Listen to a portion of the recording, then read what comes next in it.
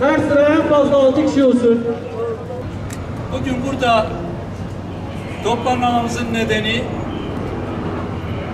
bu ülkedeki halklara dayatılmak istenen karanlık bir dönemin teşhirini yapmaktır. 2014 seçimlerinde 2 yıl sonra birinci kayyum döneminde aslında daha önceden hazırlanmış olan senaryoların hayata geçirilmesi planlı ve programlı bir şekildeydi. Önümüzdeki ilk seçimde andolsun ki biz bu kayyumları tekrar geldikleri yere göndereceğiz. Değerli arkadaşlar, ben tekrar vali örgütü adına bütün katılımcı arkadaşlara, milletvekillerimize, seçilmişlerimize, belediye eş başkanlarımıza, halkımıza teşekkür ediyoruz. Bugün 19 Ağustos kayyum atanmasının 2. yıl dönümü. Evet, 2. kayyum dönümü. Söze başlamadan önce ilk başta Van Büyükşehir Belediyesi eş başkanı iken rehin alınan Bekir Kaya'ya buradan çok sevgilerimizi ve selamlarımızı göndermek istiyoruz. Evet, kayyum konuşacağız ama biz belediyelerimize kayyum atanmasını konuşurken Türkiye'nin dört bir yanı kayyum rejimine teslim ediliyor. Bunu da konuşacağız.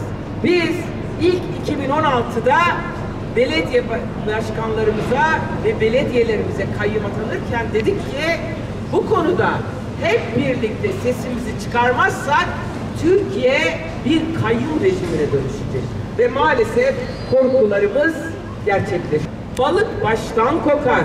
Bakanların hırsızlık, yolsuzlukları, bavullarla çaldıkları dolarlar, ortaya çıkan delillerle bakanlar aklanmasaydı, bugün bu iktidar devam etmeseydi ve göz yumulmasaydı kayyumlar da hırsızlık yapamayacaktı. Kayyum ne demek diye halka soralım. Ben direkt bildiklerimi, direkt kulağıma gelenleri ve temas ettiklerimi söyleyeyim. Kayyum, Kürt'e düşmanlıktır. Kürt halkının iradesini tanımamaktır. Senin ne seçme ne seçilme hakkın var demek. Verdiğin oy geçersizdir demek. Bu halk, Kürtler bu ülkenin yurttaşı değil mi?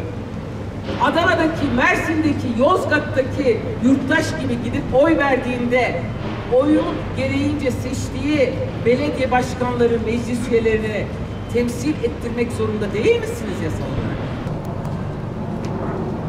Bu kara gün vesilesiyle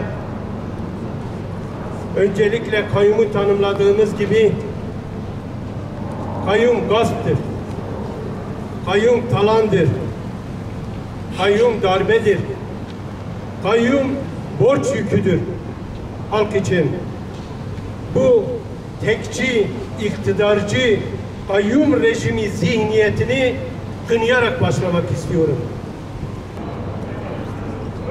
Bizler 4 ay 9 gün iş başında kaldık. Bini aşkın aileyle yüz yüze görüştüğümüz oldu.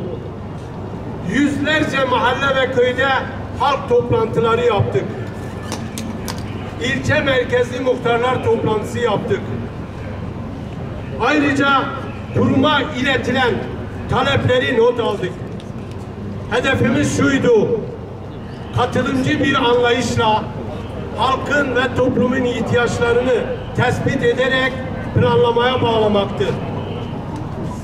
Kısa, orta ve uzun vadeli planlamalarımızı yaptık ki 19 Ağustos sabahı yeniden kayyum atandı ve halkın iradesine darbe yapıldı. Dolayısıyla hazırladığımız o planlamaların hepsi rafa kalktı.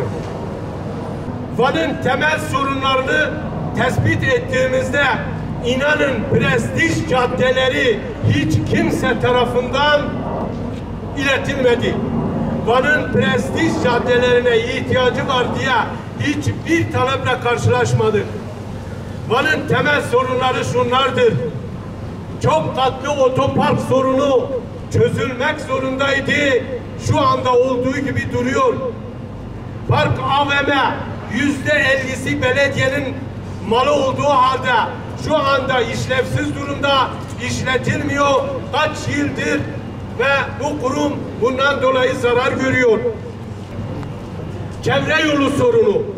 Türkiye genelinde 80 ilde çevre yolu açılırken kamulaştırma yöntemiyle açıldı. Ama ne hikmetse yargı kararına rağmen Van'da 18. madde dayatılıyor. Ve 18. madde dayatması yüzünden çevre yolu bir türlü açılamadı ve bağlantı yollar kurulamıyor, projeler uygulanamıyor.